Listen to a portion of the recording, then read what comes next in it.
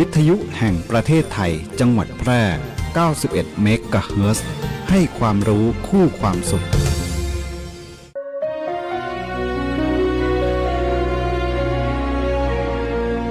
ฟ้าหรั่งรินน้ำตาฟ้าสลัวแดดมืดมัวทั่วล่าเมื่อแม่สิ้นพระเมตตาหน้าชมห่มแผ่นดินดับแสงรินเหลือเพียงรอยอาลัยทรงเป็นแม่แห่งแผ่นดินถิ่นสยามทรงงดงามด้วยเมตตาหน้าเลื่อมใสประหัตถ์หลอมรักราชให้รวมใจพระหทัยทรงโอบไว้ในทุกคนพระกรุณาดุจสายทานฉโลมล่าพระเมตตาเคยห่มคลายหายหนาวสั่นราชทั้งผองหมองเศร้าสุดจาบัน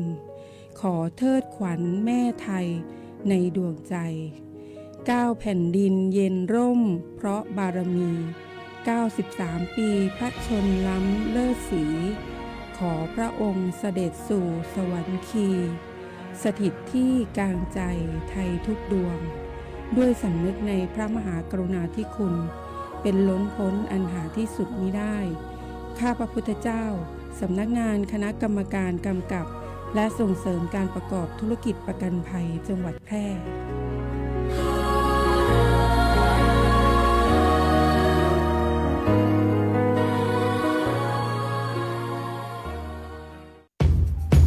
ผู้ว่าราชการจังหวัดแพร่ประกาศเจตนารมณ์ให้จังหวัดแพร่เป็นจังหวัดที่ใสสะอาดสุจริตโปร่งใสตรวจสอบได้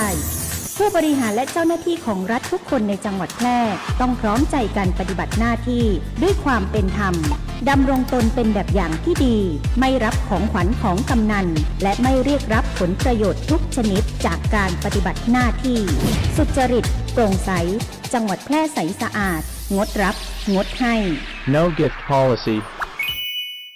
เทศกาลเดินทางจะใกล้หรือไกลความอุ่นใจต้องมาก่อนขึ้นเครื่องลงเรือเดินทางไกลบาดเจ็บกระเป๋าหายไม่ต้องหวั่นใจเพราะมีประกันภัยคุ้มครองสบายใจได้ทุกทริปแค่3 ชอที่ใช่สำหรับคุณเช็คชัดชัวร์เช็คกรมธรรม์ประกันภัยการเดินทางให้พร้อมชัดเจนกับเงื่อนไขกรมธรรม์และความคุ้มครองชัวร์ได้เลยหากมีกรมธรรม์ประกันอุบัติเหตุการเดินทางที่พร้อมบริการฉุกเฉิน24 ชั่วโมงชัดทุกเช็คชัวร์ทุกทริปสายด่วนคปภ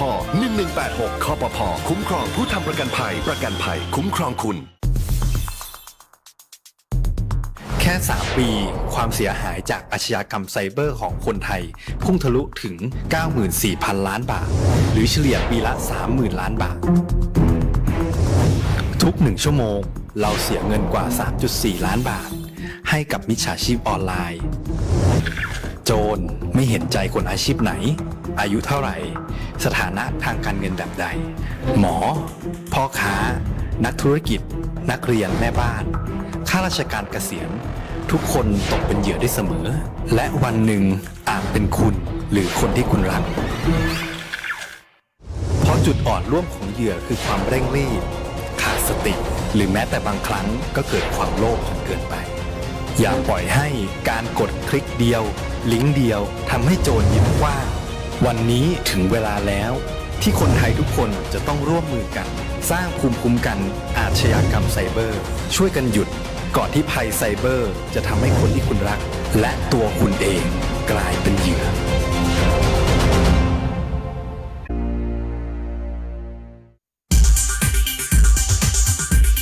อยากมีทะเบียนรถเลขสวยเสริมภาพลักษณ์เสริมความมั่นใจต้องไม่พลาดสำนักงานขนส่งจังหวัดแพร่ขอเชิญร่วมประมูลทะเบียนรถเลขสวย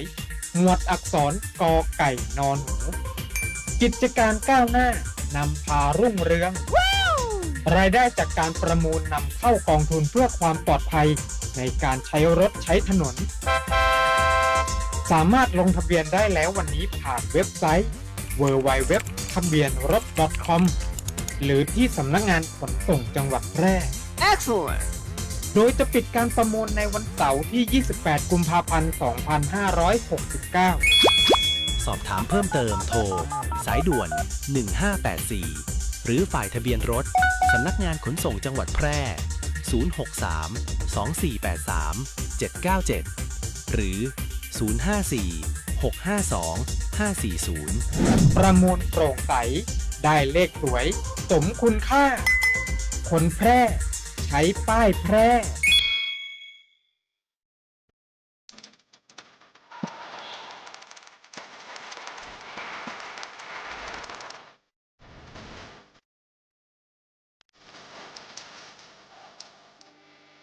เก้ายางแก่สุดโทรมเสียหายผู้ผลผลิตน้อย การยางแห่งประเทศไทยสนับสนุนปลูกแตนด้วยยางพันธุ์ดี ไร่ละ 20,000 บาท และปลูกแตนด้วยพืชอื่น ไร่ละ 12,000 บาท แค่เป็นเกษตรกรตีขึ้นทะเบียนกับกยท. มีส่วนบนพื้นที่ดินถูกกฎหมาย เก้ายางอายุเกิน 25 ปี ยื่นกำขอได้ตามสิทธิ์เลือกรูปแบบปลูกแตนทั้งปลูกยางพันธุ์ดี ไม่ยืนต้นเศรษฐกิจ หรือสวนยางยั่งยืน มีเงินทุนพร้อมช่วยเหลือ ติดต่อได้ที่054-069-605 การยางแห่งประเทศไทยจังหวัดแพร่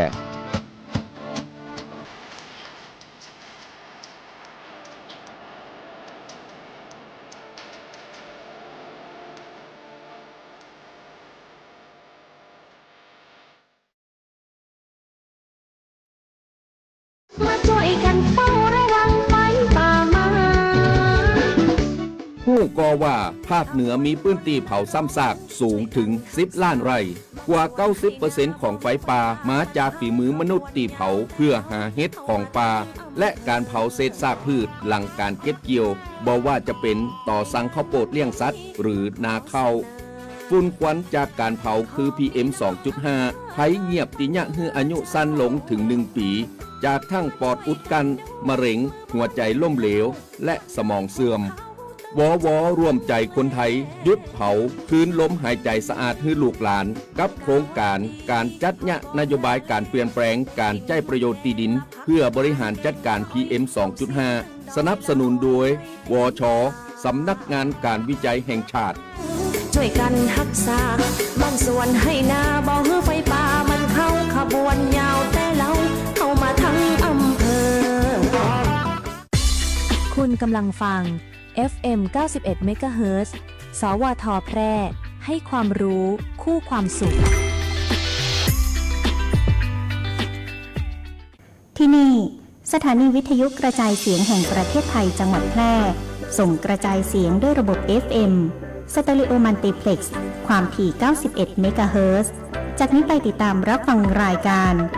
มองเมืองแพร่ทุกวันจันทร์ถึงวันศุกร์ในเวลา 14 นาฬิกาถึง 15 นาฬิกา ช่วงเพลินเพลงข่าวกับชาวประกันสังคมโดยสำนักงานประกันสังคมจังหวัดแพร่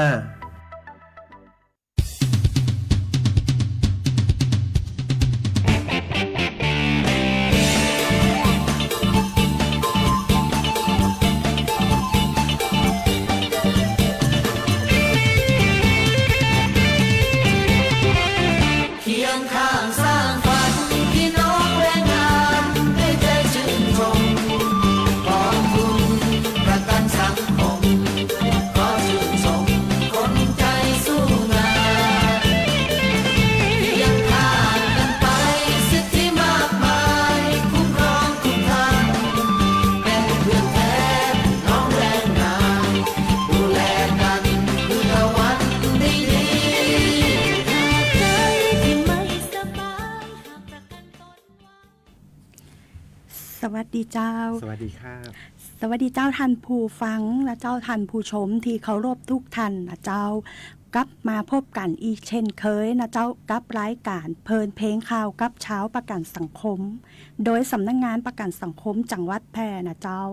ซึ่งออกอากาศทางสถานีวิทยุสวทแพร่ FM 91 เมกะเฮิรตซ์นะเจ้าวันนี้ก็เป็นวันพุธที่25 กุมภาพันธ์ 2569 นะเจ้าเราจะเจอกันโดยประมาณ14 นาฬิกาถึง 15 นาฬิกานะเจ้าพบกับดีเจเสียงหวานเสียงหวานก็ครับท่านผู้ฟังเมื่อกี้พบกับดีเจกุ๊กไก่นะครับน้องไก่นะครับกับดีเจน้องแอนนาเจ้าน้องแอนนานะครับเจ้าคนขี้เล่าสาวเม้งสองนะครับสำหรับประกันสังคมนะครับกะพบปะกับท่านผู้ฟังนะครับทุกวันเสาร์วันพุธ ที่สองของ วันพุธที่ เดือน 2ของเดือนที่2และ อ่า 4ของเดือนนะครั เจ้า ซึ่งจะมีแต่ละฝ่ายนะครับซับเปลี่ยนหมุนเวียนกันที่จะมาให้ความรู้เกี่ยวกับสำนักงานประกันสังคม เจ้า กับท่านผู้ฟังนะครับสำหรับวันนี้เป็นส่วนงานไหนครับยายแอน ส่วนงานเงินสมทบและการตรวจสอบเจ้า ครับกับยายแอนนาครับน้องไก่นะครับเขาห้องว่าคู่กัดแห่งเงินแห่งงานเงิน งานเงิน ส ส ม ม ท ท บบ เจ้า กันดีตีกันตายนะครับเพราะว่า ก็รัก นะครับ กัน แต่เขาก็ฮักกันนะครับ เจ้า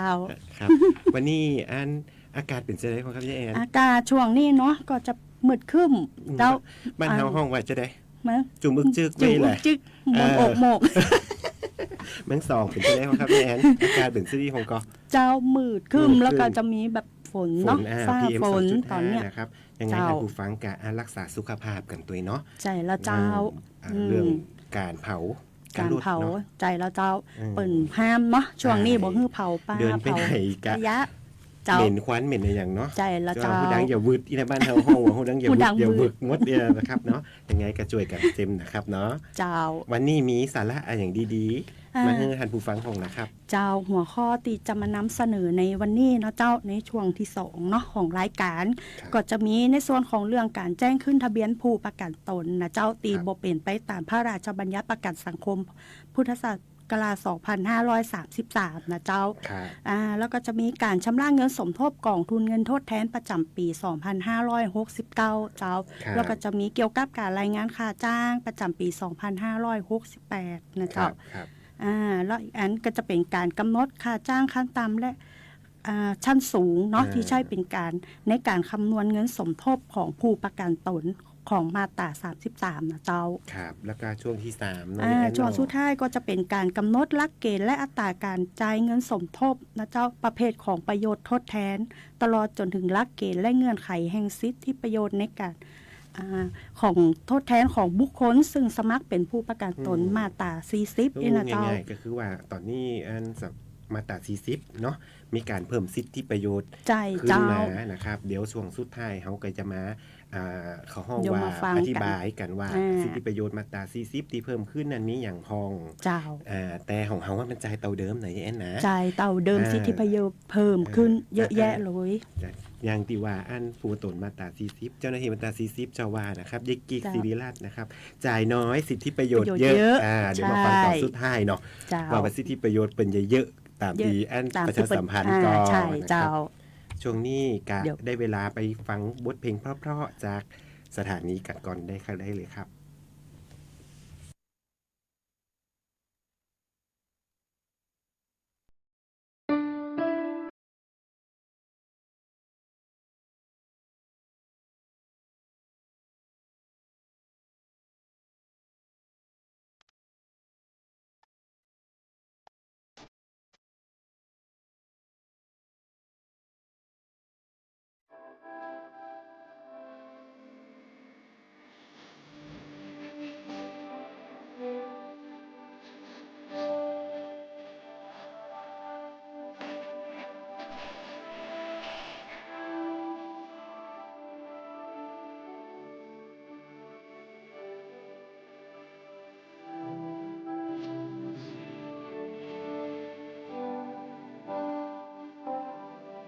ที่นี่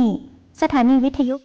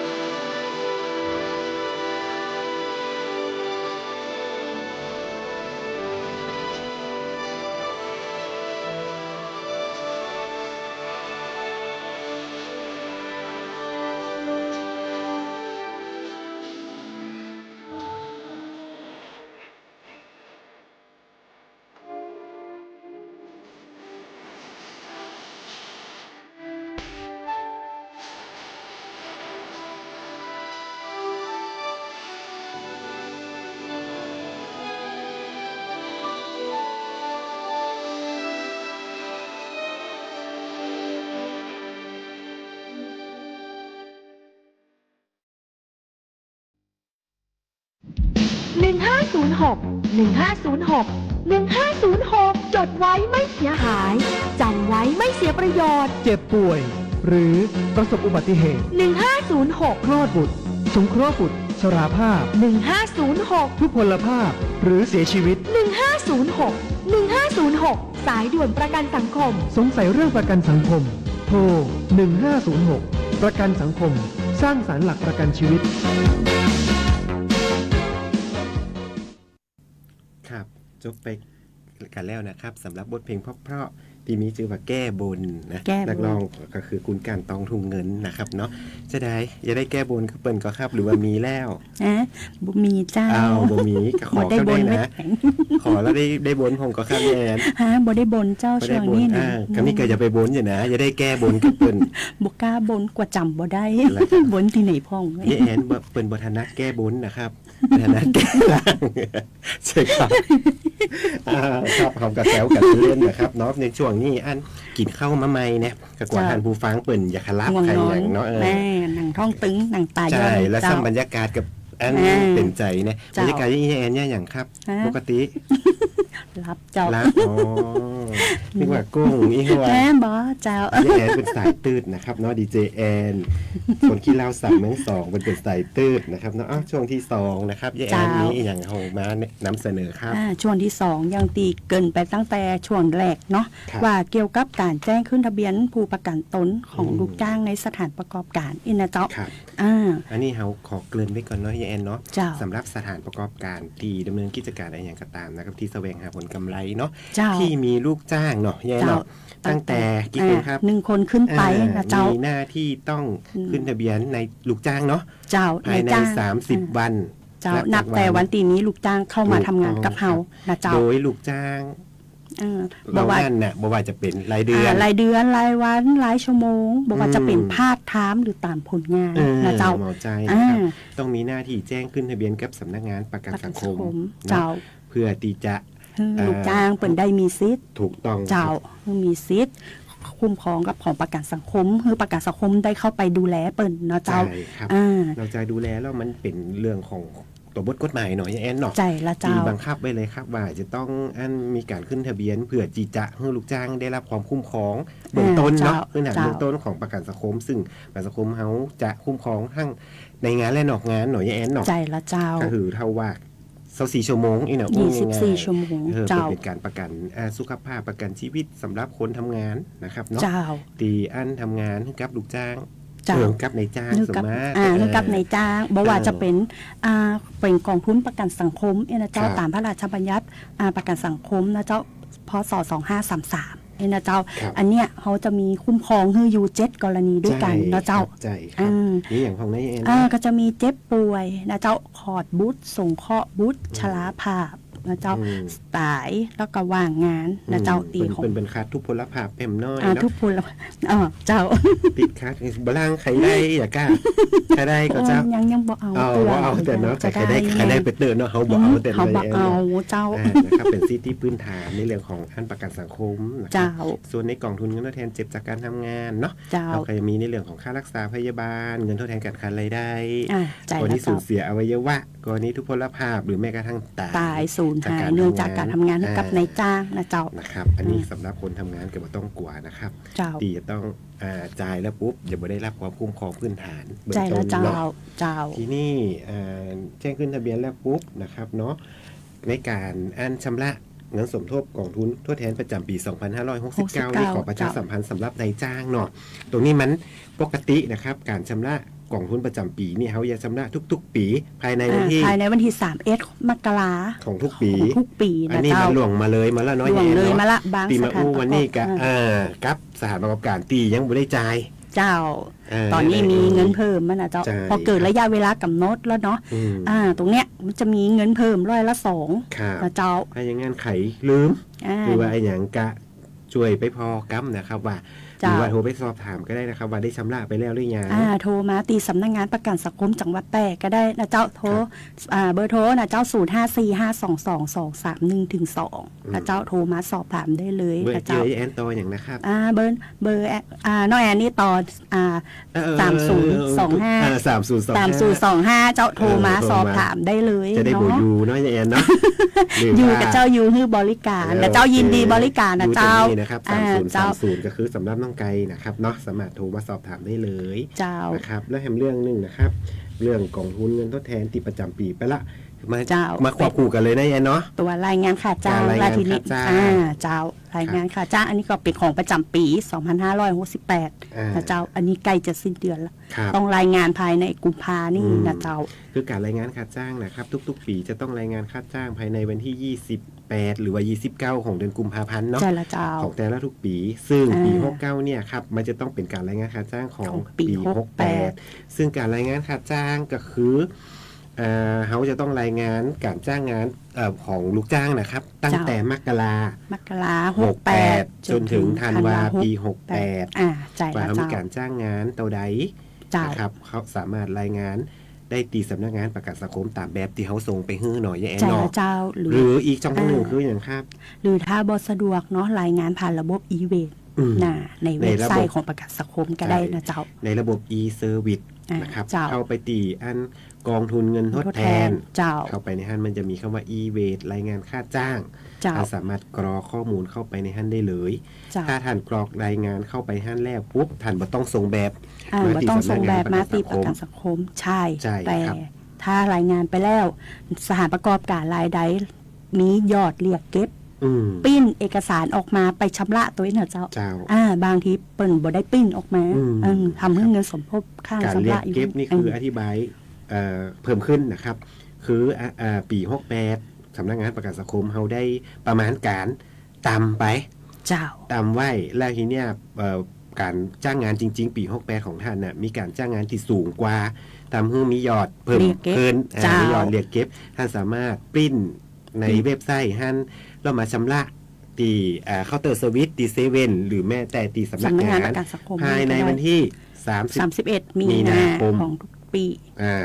2569นี่นะครับเนาะอันนี้คือห้องว่าการรายงานค่าจ้างครับเนาะและแถมเรื่องนะครับที่อย่าฝากไว้คือเขาได้มีหนังสือเนาะยาแอนเนาะเรียนสถานประกอบการที่อยู่ในจังหวัดแพร่ทุกแห่งน่าจะทุกแห่งแล้วนะครับเนาะที่ในเรื่องของการกำหนดค่าจ้างขั้นต่ำขั้นสูงที่ใจในการเก็บเงินสมทบของผู้ตนนะครับปกติหารขั้นต่ำคือเงินเดือน 1,650 บาทครับไปจนถึง 15,000 บาทเอาเปลี่ยนมาเป็น 1,650 บาทฐานสูงสุดบ่เกิน 17,500 บาทอันนี้เป็นฐานเงินเดือนนะครับส่วนเงินสมทบขั้นต่ำก็คือ 1,650 ก็คืออยู่ที่83 บาทขั้นสูงอยู่ที่875 บาท870มา870เริ่มมึงมกราคม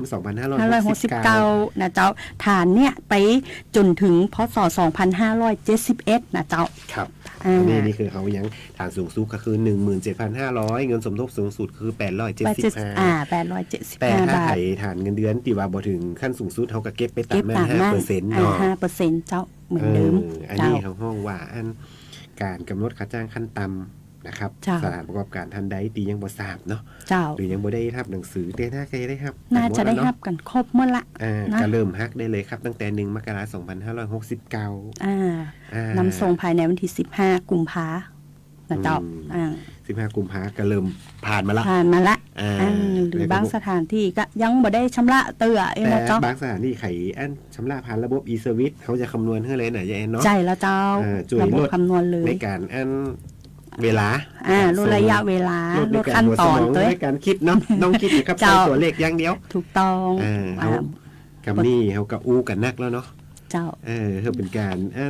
พักผ่อนกับท่านผู้ฟังก่อนผลงานเพลงขอเชิญท่านผู้ฟังไปฟังผลงานเพลงพ่อแหมอิงดึงบทเพลงได้กันเลยครับ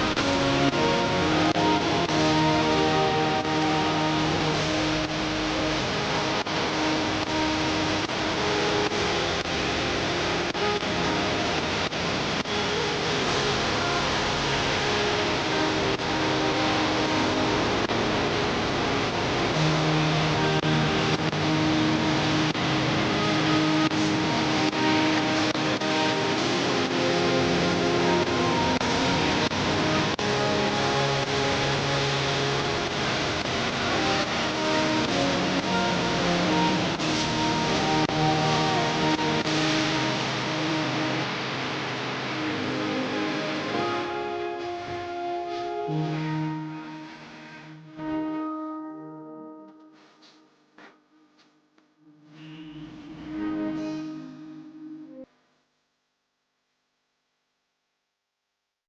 ำอะไรอ่ะขึ้นทะเบียนผู้ประกันตนมาตรา 40 ผ่านระบบอินเทอร์เน็ตอยู่สนใจไหมล่ะคนหาเช้ากินค่ำจะทำได้เหรอสบายขอแค่อายุ 15-60 ปีมีบัตรประชาชนใบเดียวจะสมัครผ่านหน้าเว็บไซต์หรือที่สำนักงานประกันสังคมทั่วประเทศก็ได้เลยจริงดิจริงค่ะทุกอาชีพทำได้จ่ายน้อยสิทธิ์เยอะไม่ต้องตรวจสุขภาพประกันสังคมภาคสมัครใจมาตรา 40 มี 3 ทางเลือกจ่ายเพียงเดือนละ 70 100 หรือ 300 บาทสำนักงานประกันสังคมดูแลตลอดชีวิตให้สิทธิประกันสังคมสอบถามได้ที่สายด่วน1506ตลอด24ชั่วโมงเจ้าก็จบไปแล้วอีกหนึ่งผลงานเพลงนะเจ้าดอกกระเจียวบานของก้องห้วยไร่นะเจ้าจะได้ก็ขอขอบคุณสำหรับผู้รับชมรับฟังรับชมนะเจ้าบ่ว่าจะผ่านทาง Facebook ไร่นะเจ้าครับหรือว่าทางสถานีนะครับเนาะคุณนุชจรีสุทธนะนี่นะครับเปิดเข้ามาฟังเปิดฝากประชาสัมพันธ์ตัวนี้นะครับเนาะสำหรับสถานประกอบการนะครับ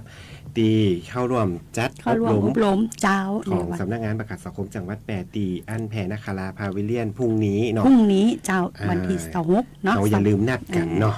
ในเรื่องของการประชุมในจ้างจำนวน80แห่งใช่แล้วเจ้าก็นี่คือปีตีเนาะคุณนุชจรีสุทธนะเป็นฝากมาและแหมคนหนึ่งนะครับคุณกิ๊กโมโมนี่ไผ่นี่ยัยกันนั่นเลยคุ้นนะเนาะคุ้นนะเนาะสาวของเก่าจะสาวค่าของเก่าสาวค่าของเก่าโก้ของเก่ากิ๊กโมโมอันนี้เป็นแฟนคลับนะครับแฟนเพจเลยเปิดเข้ามารับฟังรับชมตลอดเลยนะเจ้าแล้วเปิดกับฝากเปิดกระย่ำมาด้วยนะครับว่าประชาสัมพันธ์มาตรา40มื้อเจมใช่เจ้านี่ก็คือตามนโยบายเปิดเลยเนาะนโยบายเปิดเจ้าเปิดฝากมาเนาะเรียกงานจำนวนหลักเกณฑ์และจ่ายเงินสมทบของมาตรา40ตีสิทธิประโยชน์ที่เพิ่มขึ้นนะครับยายแอนอธิบายมาตรา40เกินเปิดผู้ฟังรับฟังก่อนสำหรับคนที่ว่าเขายังบอกเคยรู้จักมาตรา40ของประกันสังคมคืออย่างเนี่ยครับลองอธิบายสักเล็กน้อยเนาะเจ้าก็สำหรับผู้ประกันตนมาตรา40เนี่ยเจ้าก็คืออ้วนง่ายๆสำหรับผู้ประกอบอาชีพอิสระทั่วไปโดยทั่วไปเลยที่บ่ใจผู้ประกันตนมาตรา33หรือ39นะเจ้าผู้สมัครได้นี่ก็จะมีอายุตั้งแต่15ปีครับบ่เกิน65ปีบริบูรณ์นะเจ้าโดยทั้งนี้ทั้งนั้นก็คือจะต้องบ่ใจข้าราชการเจ้าพนักงานรัฐวิสาหกิจเจ้าบ่ใจเนาะผู้พิการที่บ่รับดูสิทธิ์เจ้าเนาะอันนี้เขามีสวัสดิการของเขาอยู่แล้วถูกต้องเจ้าเขากำหนดหลักเกณฑ์บุคคลประเภทแล้วเนี่ยครับบ่ได้บ่ได้รับสมัครใจละเจ้าแต่นอกเหนือจากนั้นเป็นอาชีพอิสระอย่างอื่นที่บ่มีนายจ้างเนาะเขารับสมัครได้ครับแล้วมีทางเลือกอย่างพองครับยายแอนครับจะมีอยู่3ทางเลือกนะเจ้าสำหรับมาตรา40เนี่ยนะเจ้าครับทางเลือกที่1ก็ชำระแค่70บาทครับ70บาททางเลือกที่2 100บาททางเลือกที่3 300บาทยังคงเดิมหน่อยยังคงเดิมครับมันจะมี3ทางเลือกแล้วแต่ว่าเฮาอย่าสะดวกใจทั้งไหนหรือว่าเฮาอย่าแบบสามารถหรือว่าอย่าคุ้มครองรักษาสิทธิ์ของเฮาทางเลือกไหนก็แล้วแต่อันกำลังของเฮาเนาะแล้วแต่กำลังของเฮาว่าใจได้ตะใดนะครับซึ่งอันสิทธิประโยชน์นะครับจ่ายน้อยสิทธิประโยชน์เยอะตามคุณกิ๊กโมโมสั่งมานะครับว่าสิทธิประโยชน์เยอะเปิ้นก็คือ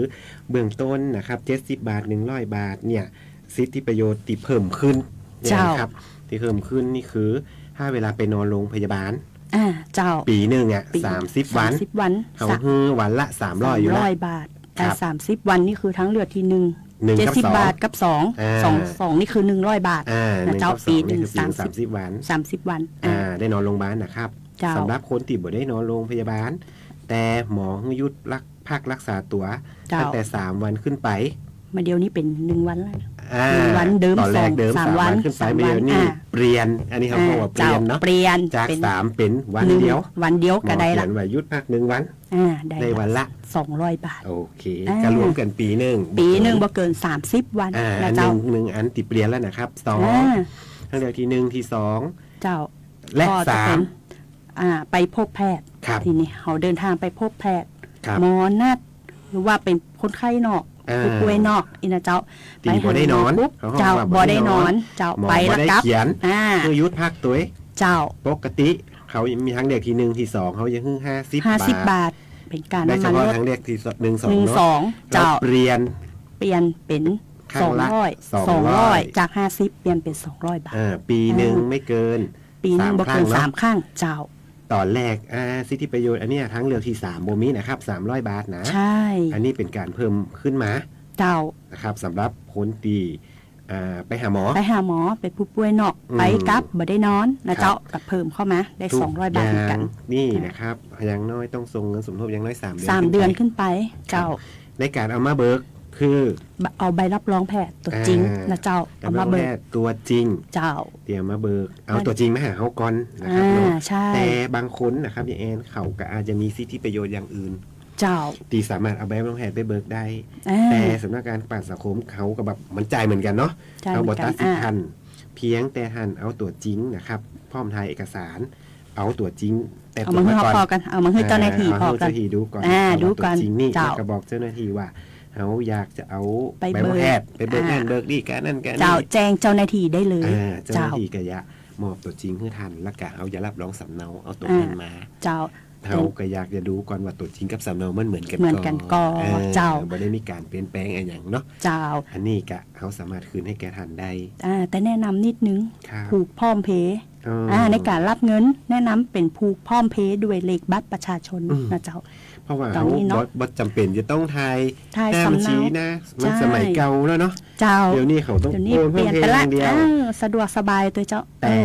มีหลักเกณฑ์น้อยหนึ่งครับพร้อมเพย์ต้องผูกด้วยเลขบัตรประชาชนเท่านั้นนะเจ้าครับเพราะว่าประชาชนเขาหมดสามารถเปลี่ยนแปลงได้เนาะถ้าหันผูกด้วยเบอร์โทรที่ป้าไปครับพวกเขาแม่เปลี่ยนทีหนึ่งก็ต้องไปแบ่งอีกละนี่แหละอันนี้คือการโอนอาหารพร้อมเพย์เจ้าสิทธิประโยชน์เพิ่มขึ้นในเรื่องของการหารายได้เจ้าที่นี่กรณีทุพพลภาพที่เพิ่มขึ้นนะครับเนาะไข่ทรงเงินสมทบมาแล้ว6 เดือน1 ปี2 ปี3 ปีนะครับสิทธิประโยชน์ในเรื่องของทุพพลภาพถ้าหมอประเมินมาแล้วปุ๊บเขาอ่อนเปี้ยเสียขาเนาะทุพพลภาพก็คือเหมือนใช้การบ่เป็นส่วนหนึ่งสมรรถภาพของร่างกายมันเหมือนเดิมอย่างนี้ปากเบี้ยวนี่ไม่ได้เลยนะครับจะได้ปากเบี้ยวปากเบี้ยวนี่ได้ไก่เราเนี่ยปากเบี้ยวเขาเนี่ยบอกเปิงเนี่ยครับถ้าแย่นี่ก็เสียเปิงเลยทุพพลภาพก็คือแบบเขามีอันเกิดอุบัติเหตุอะไรอย่างมาก็แล้วแต่นะครับเขามีการแบบเส้นเลือดสมองตีบนอนเป็นพักเจ้าดิ้นบ่ได้ถ้าหมอประเมินมาแล้วหมอประเมินมาละว่าเป็นคนเป็น%ของร่างกายเจ้านะครับเขาจะได้เป็นทุพพลภาพปกติทั้งเลือกที่1ที่2ก็คือ70 บาท100 บาทเนี่ยเขายัง15 ปีเนาะยายแอนเนาะเจ้าใจละเจ้าเพิ่มเป็นตลอดชีพเจ้านอกจากเพิ่มตลอดชีพแล้วปุ๊บไอ้รายเดือนได้เพิ่มปกติเขาจะ500ถึง 1,000 เจ้าตอนนี้เปลี่ยนเป็น 1,000 บาทถึง 3,000 บาทต่อเดือนเลยทีเดียวนะเจ้าสิทธิประโยชน์เยอะมากก็คือจ่ายกันน้อยตลอดชีวิตแต่เขาบ่ได้เก็บเพิ่มนะเจ้าเขาก็ยังคง70 บาท100 บาท300 บาทแต่สิทธิประโยชน์เขาก็จะเพิ่มขึ้นนะครับเจ้าและที่นี่ในเรื่องของค่าน้ำศพหน่อยย่าหน่อยค่าน้ำศพเจ้าอันนี้เขาเหมือนเดิมยังเท่าเดิมอยู่ทั้งเดือนที่2 25,000 เจ้าเดือนที่3ก็ 50,000สังเดือนที่1ที่2ปุ๊บถ้าไข่ทรงมาเกิน60 เดือนประมาณ5 ปีเจ้าจะได้รับเพิ่มเป็น 8,000 บาทใช่ครับเจ้าทั้งเลือกที่แต่ทั้งเลือกที่3นี่บ่มีเนาะบ่ได้คุ้มครองเฮ้อนะเจ้าที่นี่กรณีเสียชีวิตนะครับเนาะเราได้รับฟีดแบ็กมาเองยี่กิ๊กเป็นไปออกหน่วยเนาะน้องแคทน้องเอกน้องเอกบ่อยู่แล้วเขาน้องเอกไปส่วนงานประโยชน์ละใจละเจ้าย่างไปละเยนกเจ้าไปออกแล้วเป็นได้รับฟีดแบ็กกลับมาว่าไอ้เงินออมตีว่า100-300 บาทเขาออม100ออม50 บาทเจ้า300เขาออม150เป็นเงินออมตัวเนี่ยเวลาเอาคืนตายไปนี่คืนยากอีกเป็นว่ายากว่าเอาไปคนแถวพ่อแม่คนตายเอกสารเยอะลากเอาสักการาเป็นว่าเจ้าต้องไปคาดสำเนาไปขอคาดนั่นเนาะยุ่งยากเป็นว่าเจ้านี่นะครับ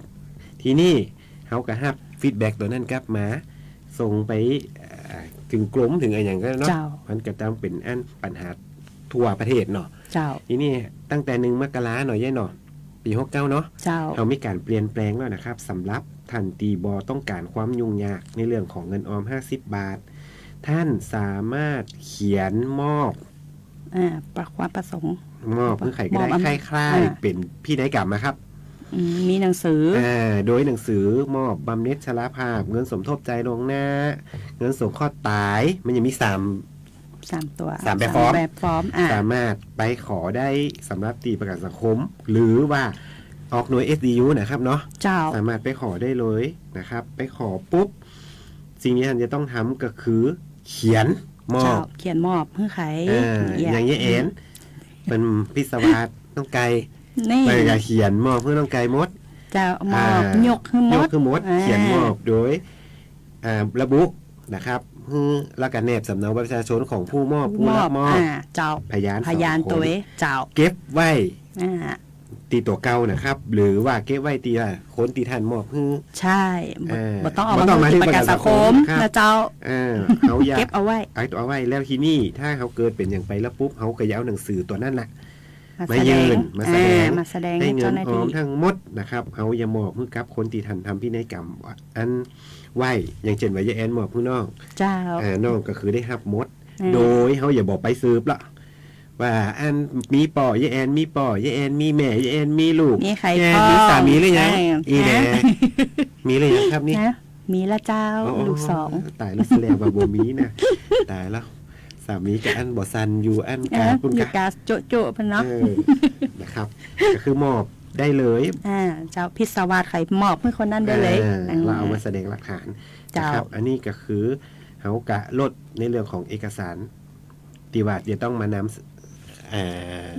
มาแสดงต่อเจ้าหน้าที่นะครับอันนี้เขาก็แสดงเขาห้องว่าอำนวยความสะดวกหน่อยเนี่ยเนาะแต่กะสำหรับคนตีบ่ได้มอบเนาะหรือว่าบ่ได้เขียนบ่ได้มึงนี่เนี่ยก็บ่ได้ว่าเขามีสิทธิ์ในอย่างพ่องหรือว่าได้สิทธิ์ตรงนี้อย่างละไว้สิทธิประโยชน์ตัวนี้เขาก็จะต้องคงสภาพเดิมนะครับก็เหมือนว่าไปสืบทายาทต้องไปค้นเอกสารขอเอกสารจากทางอำเภอใช่ครับเขาก็จะสืบทายาทว่าเขามีใครยังแอนพ่อแม่ยังอยู่ก็สามีจดทะเบียนก็อยู่ก็มีลูกก็เขาผ่านทันบ่ได้เขียนมอบเขาไปต้องมอบให้กับทายาทที่ถูกต้องตามกฎหมายอีนะเป็นว่าเจ้านี่นะครับเนาะอันนี้ก็คือเป็นสิทธิประโยชน์ของมาตรา40เนาะที่เปิ้นเพิ่มขึ้นมาเจ้ามีอีกตัวนึงตั้งแต่มกราคมปี69เจ้ามีอีกตัวนะมีตัวนึงคืออย่างนั้นกรณีทั้งเดือนที่3เจ้า300 บาทมีส่งข้อบุตรเหมือนได้ฟรีจ่ายฟรีว่าจะได้ส่งข้อบุตรได้ส่งข้อบุตรน่ะได้รับเงินส่งข้อบุตรรายเดือนเนี่ยเจ้าตั้งแต่แรกเกิดไปจนถึงอายุ7 ขวบข่าวเราบอกเกิน2 คนเจ้าสำหรับคนติดใจมาแล้ว2 ปีเจ้าจะได้เดือนละ300นี่จ่าย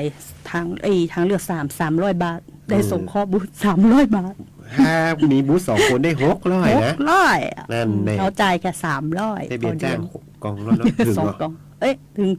ถึงแล้วนี่นิดหน่อยค่ะนิดหน่อยแต่นี่แอนสูตรปางเนี่ยก็อู้เบียจ้างแล้วแอนส้มปางในเรื่องของเพิ่มขึ้นเนาะเพิ่มขึ้นเจ้าส่งข้อบูธเพราะว่าเดิมเขาได้รับแค่200ครับเพิ่มมาเป็น300 บาทตั้งแต่มกราคมปี69นั่นครับมีอย่างเพิ่มขึ้นแฮมก็มีอย่างฝากแฮมก็ช่องทางการชำระเงินฝากช่องทางการชำระเงินสมทบของมาตรา40นะเจ้าเขาสามารถชำระงวดปัจจุบันและล่วงหน้าได้ตอนนั้นน้องไก่บ่สามารถชำระย้อนหลังได้นะเพราะว่าบางคนเขาจ่ายลืมจ่ายลืมแล้วลืมเลยบอกว่าขอจ่ายได้ก็อันนี้บ่ได้เนอะถ้าใครที่ว่าบ่อยากกว่าลืมเนาะสามารถจ่ายล่วงหน้าได้เลยทั้งปีนะเจ้าโดยวิธีการจ่ายนะเคาน์เตอร์เซอร์วิสใช่เซเว่นตีสำนักงานประกันสังคมหรือแม้กระทั่งตีว่าช็อปปี้เพย์ต่อตังก็ได้เว็บแอปของกรุงไทยเจ้าทกสเจ้าสามารถคีย์เลขบัตรประชาชนแล้วสแกนแต่บ่ได้สแกนอ่ะโอนจ่ายเข้าได้เลยเจ้าอันนี้ก็คือสิทธิประโยชน์ของมาตรา40เย้ยเงินพอนาฬิกาละก็สีว่าโอ้นักหลายหาว่าตื่นเต้นบ่อยากปุ๊บไปมาหมดเวลาละทีนี้ฉะนั้นนะครับ วันนี้นะครับดีเจน้องไก่นะครับกับน้องแอนนาเจ้า กะขอลาท่านผู้ฟังนะครับ ขอให้ท่านผู้ฟังเนาะที่ฟังในวันนี้มีสุขภาพแข็งแรงสมบูรณ์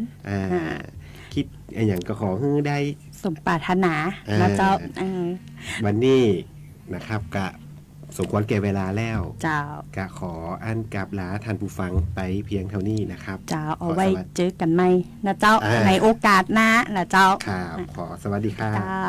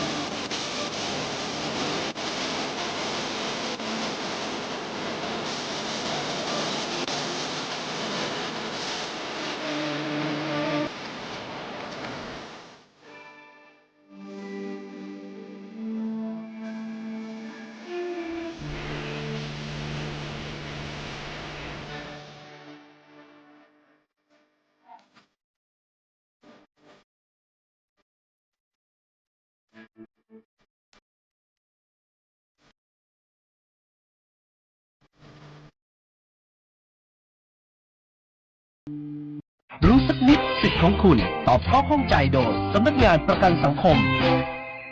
สงสัยมานานแล้วค่ะแค่ทำงานบริษัทแล้วต้องจ่ายประกันสังคมเนี่ยเราจะได้สิทธิ์อะไรบ้างคะเป็นเรื่องใกล้ตัวแต่เชื่อไหมครับว่าหลายคนยังไม่รู้สำหรับผู้ประกันตนตามมาตรา 33 เนี่ยว่ากันง่ายๆก็คือคนที่ทำประกันสังคมในบริษัทที่ทำงานอยู่นั้นเนี่ยจะได้รับสิทธิประโยชน์7 กรณีครับคือได้รับในกรณีเจ็บป่วยคลอดบุตรทุพพลภาพเสียชีวิตสงเคราะห์บุตรชราภาพและกรณีว่างงานโดยคุณเนี่ยได้รับบริการทางการแพทย์และได้รับเงินทดแทนกรณีขาดรายได้ครับรู้สักนิดสิทธิ์ของคุณ